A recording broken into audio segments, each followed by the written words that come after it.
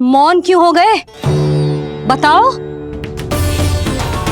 ये सत्य है, आप चोरी करने आए थे?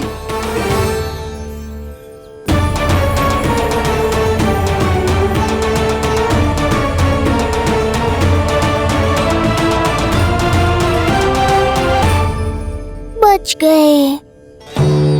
बच गए। आप तो मेरे मायके से भी ना आए हो, है ना?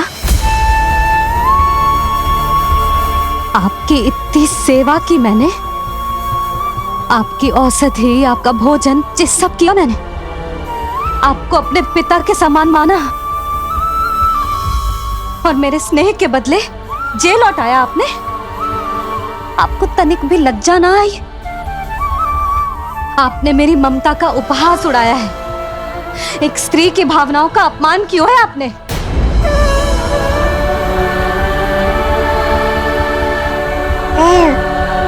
अब आप खड़े क्यों हो मेरे सामने? इससे पूर्व कि मैं भूल जाऊं कि आप मेरे पिता समान हो, और इससे पूर्व कि मेरे पति आपको दंड दे, निकल जाइए मेरे घर से। क्षमा कीजिएगा प्रभु।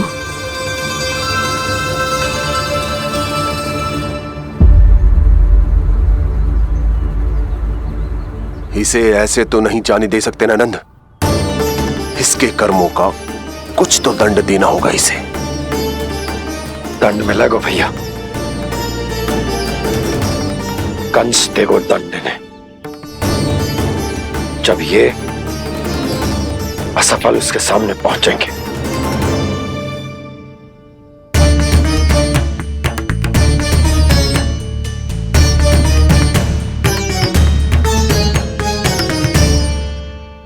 हमें पता है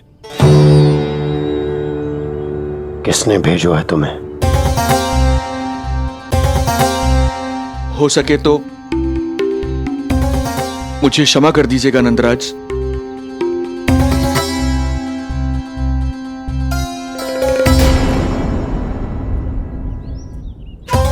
आप यहां से जीवित इसलिए लौटकर जा पा रहे हैं क्योंकि मैं हिंसा का विरोधी हूं, और मैं नहीं चाहता कि यशोदा को पता चले कि उसके लल्ला के प्राण बड़े संकट में।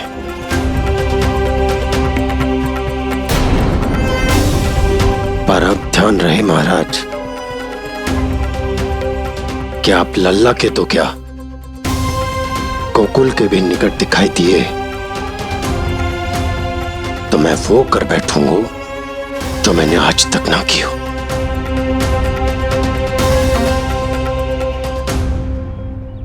मैं क्षमा प्रार्थी हूं महाराज।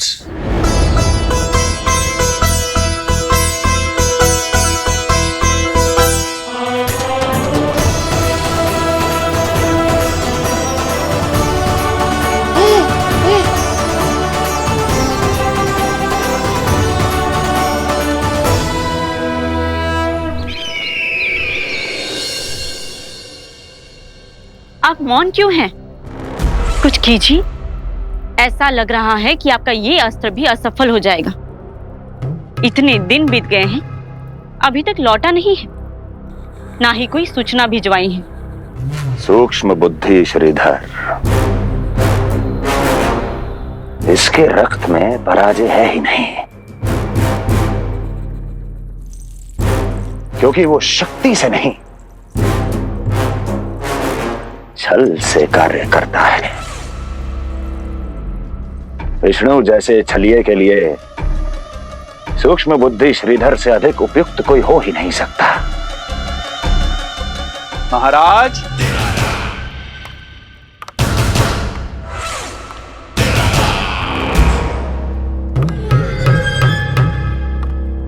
जिसे आप छलिया समझ रहे हैं महाराज, वो तो सृष्टि के रक्षक हैं, पालनहार हैं वो तो।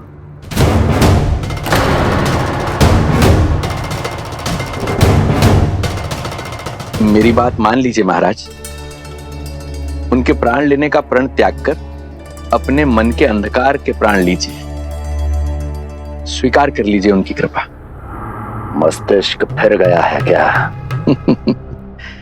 मस्तिष्क फिर नहीं गया है महाराज, बल्कि जीवन में पहली बार सही कार्य कर रहा है। और उनका सत्य आप भी जितना शीघ्र जान लेंगे उतना ही अच्छा है आपके लिए। कैसा सत्य? यही कि गोकुल में पल रहे उस बालक के रूप में स्वयं विष्णु धरती पर आए हैं।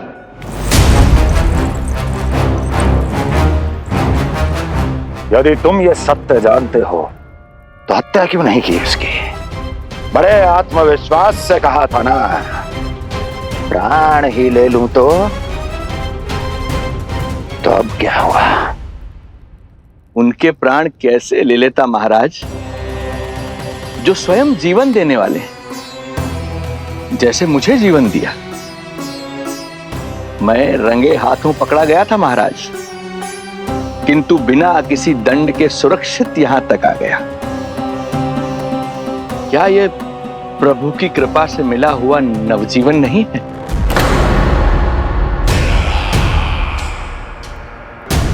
ये आपके सामने अपने शत्रु का गुणगान किए जा रहा है और आप अभी भी मौन हैं।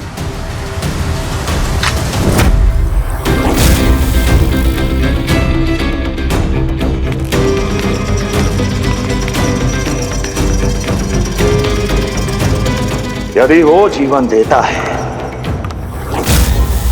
तो मैं जीवन लेता हूं।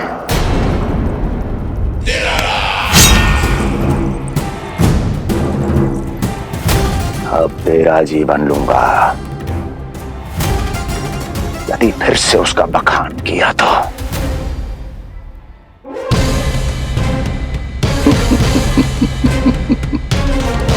महाराज, आपकी इस तलवार का भय अब मुझे सत्य कहने से नहीं रोक पाएगा।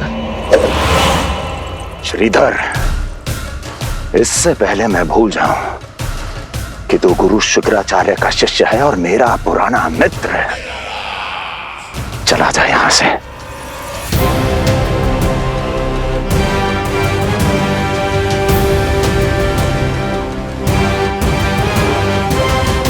चला जा। ओम नमो भगवते वासुदेवाय। ओम नमो भगवते वासुदेवाय।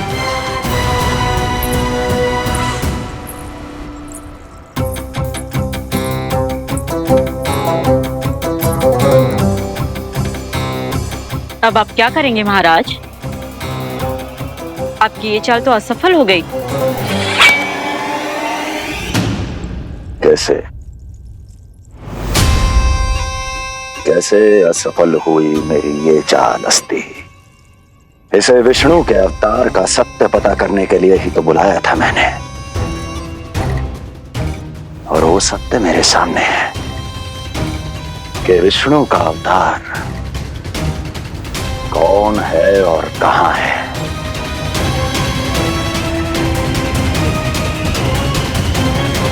विष्णु विष्णु विष्णु। हे नारायण, आपका कोटि कोटि धन्यवाद जो आपने हमारे नीलमणि की रक्षा की।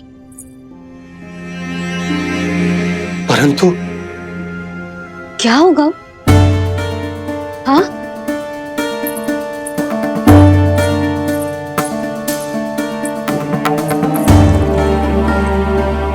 मुझे बताओ तो सही, कुछ तो अवश्य है जो आप छुपा रहे हो। आपको इससे पूर्व कभी ऐसी चिंता और क्रोध में तो ना देखो है मैंने। मुझे बताओ तो क्या बात है जो आपको ऐसे भीतर ही भीतर खाए जा रही है? जो भी है मैं संभाल लूंगा। बात को समझो यशोदा, मैं तुम्हें ना बता सकता। आप अपनी पत्नी को भी ना बता सकते? मैं अर्धांगिनी हूं आपकी, मुझसे तो साझा करो। हो सकता है आपका दुख, चिंता, आपकी पीड़ा बांट पाऊं मैं। बताओ तो क्या हुआ है? सब बात तुम्हें बताऊं जो आवश्यक ना है यशोदा।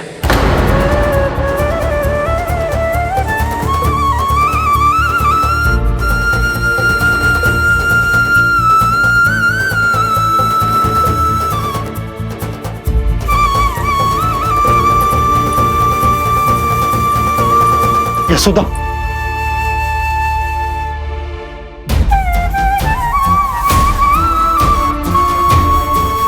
जब पति अपने मन का रहस्य अपनी पत्नी से भी साझा ना कर सके तो उनके एक दूसरे से बात करने का लाभ है क्या?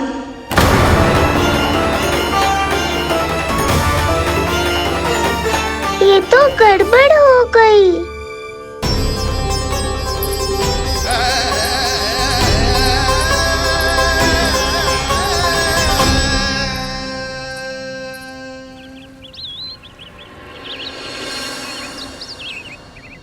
अब जे आएंगे और अपनी मीठी मीठी बातों से मुझे मनाने का प्रयत्न करेंगे।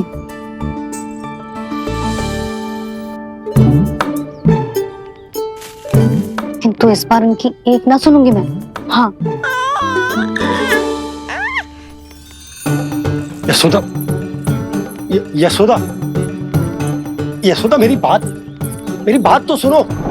यशोदा,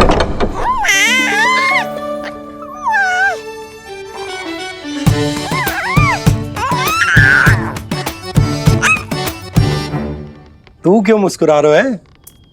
तेरी मैया को मनाना आता है मुझे। तू बस देख तो जा।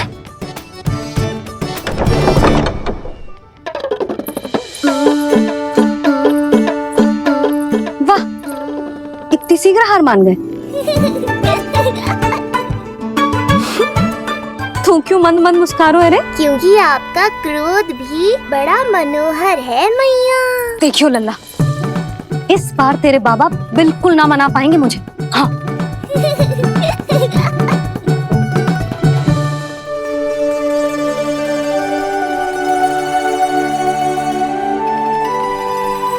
जे मथुरा से लेकर आयो, पहनकर दिखाओ ना।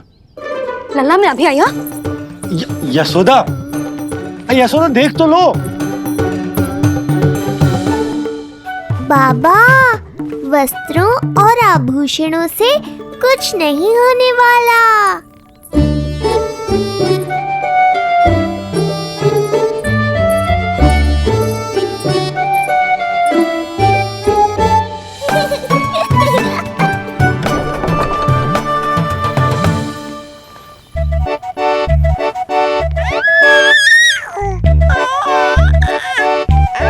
तू क्यों खिलखिला रहा है?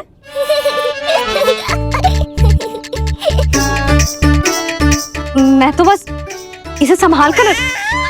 तू चुप कर लल्ला।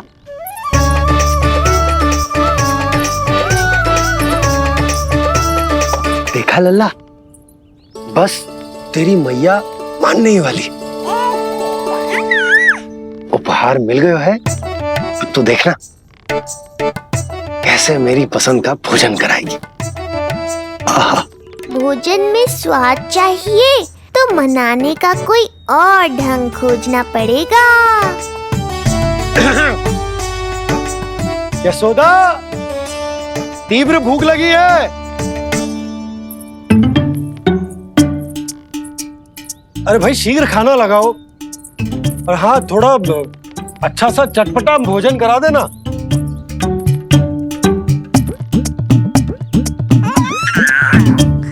अब देखना अच्छे अच्छे पकवान लेकर आएगी।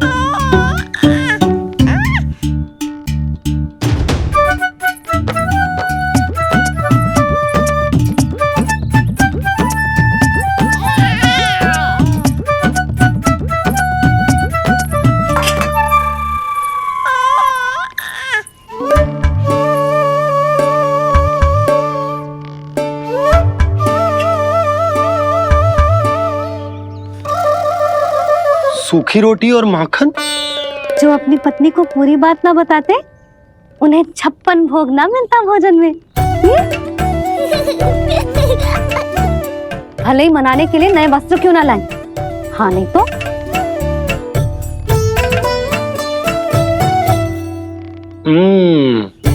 वाह, ये सूखी रोटी और माखन में भी क्या स्वाद है। बस भोजन के साथ तुम ऐसी दो मीठी बातें कर लेती तो आनंद आ जाता। आनंद तो कछु पतियों को अपने पत्नियों से बातें छुपाने में भी बहुत आता है लल्ला। देख लल्ला, जब तू बड़ा हो जाएगा ना तो अपनी जीवन संगनी से सब कुछ बताइयो, कुछ भी छुपाइयो मत।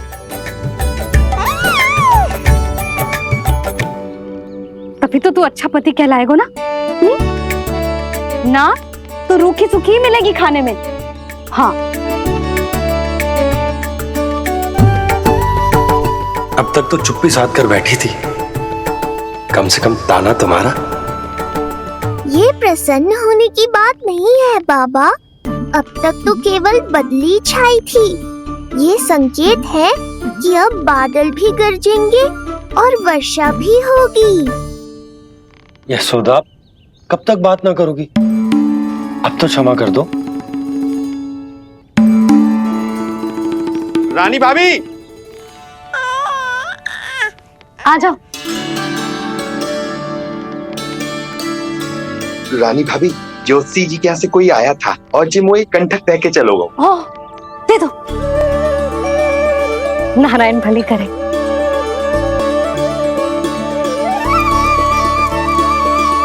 कंठक किस लिए?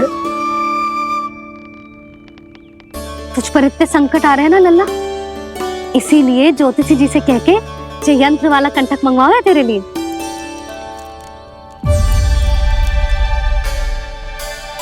अब किसी और को तो तेरी चिंता है ना? बस क्या बतानो है, क्या छुपानो है, यही चिंता रह गई है।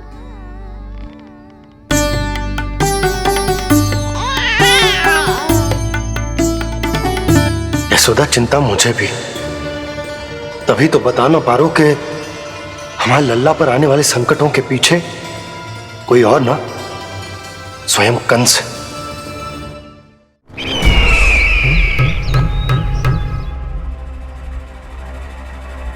और उनका सत्य आप भी जितना शीघ्र जान लेंगे उतना ही अच्छा है आपके लिए। गोकुल में पल रहे उस बालक के रूप में स्वयं विष्णु धरती पर आए हैं।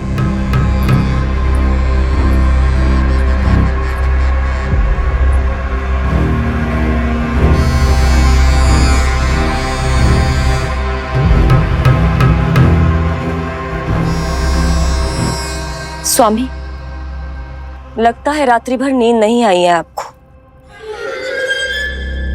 पूतना मारी गई, श्रीधर भी गया, केवल इसलिए कि आप देवकी और वसुदेव के समक्ष दुर्बल पड़ गए। संतानों के जन्म के लिए आपने उन दोनों को जीवित छोड़ दिया। आपसे छल करके वो दोनों आनंद में हैं और आप सही से विश्राम तक नहीं कर पा रहे हैं।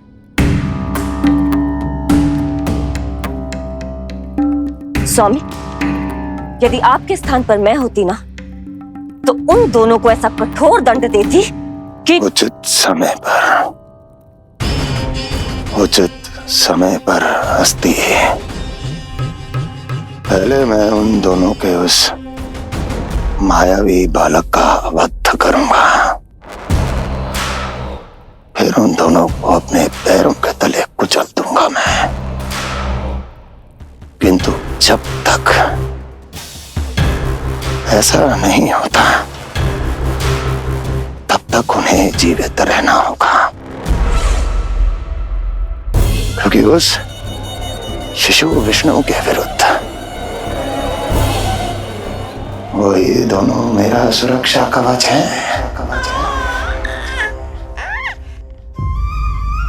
चिंता करो कंस मामा, आपका ध्यान अपने ऊपर से हटने दूंगा, तभी तो कुछ और सोच पाओगे। पुत्र होने का दायित्व मुझे दोनों के प्रति निभाना होगा, चाहे वो मुझे जन्म देने वाले माता पिता हों या मेरा लालन पालन करने वाले मैया और बाबा, जो इस समय युद्ध के लिए तैयार है।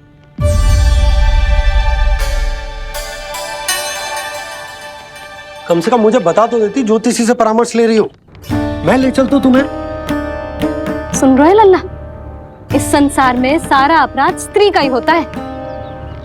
बात अपराध की ना है यशोदा, मैं बस ये कह रहा हूँ कि मुझे अगर ये बात बताई होती जान मुझ के ना बताई, तनिक आपको भी तो पता चले अपनों से कछु छुपाने पर कैसा लगता है। युद्ध तो घमासान होता जा रहा है। इसी कारण बस यदि मैंने कछु ना बताया तुमको तो क्या तुम उसका प्रतिशोध लोगी मुझसे?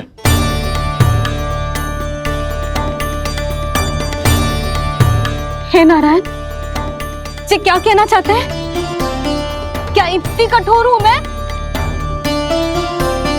लल्ला के लिए एक छोटा सा निर्णय तो लियो मैंने। अपने लल्ला पर क्या इतना भी अधिकार ना है मेरा? अब क्या हर बात पर अनुमति लेनी पड़ेगी मुझे? इससे पहले कि ये आंसुओं की वर्षा क्रोध की आंधी में बदल जाए, मुझे ही कुछ करना होगा। यशोदा, मेरे कहने का अर्थ। यशोदा, बात तो सुनो। सुनने को बचो क्या है अब? आप बस कृपा करके मुझे उन सभी बातों की सूची दे दो जिन जिन के लिए मुझे आपसे आज्ञा लेनी है। उठना, बैठना, खाना, पीना सब आपसे पूछ कर ही करूंगी अब। अरे आप बोलो तो। क्या हुआ? देखो आपने।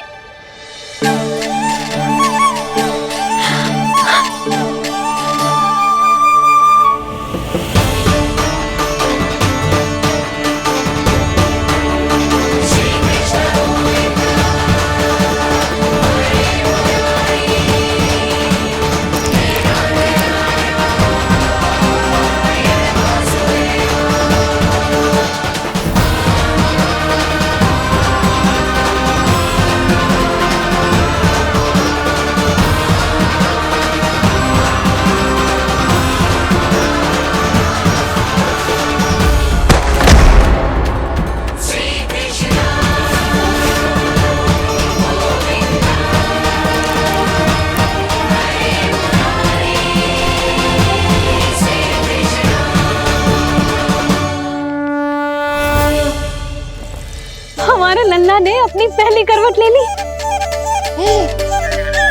बहुत सही समय पर ली है। हमारा झगड़ा भी समाप्त करवा दिया।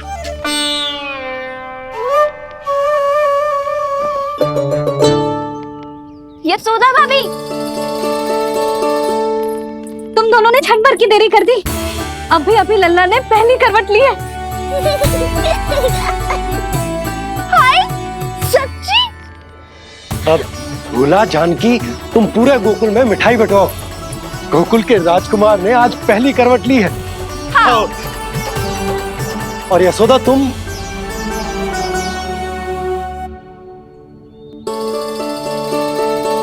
यशोदा,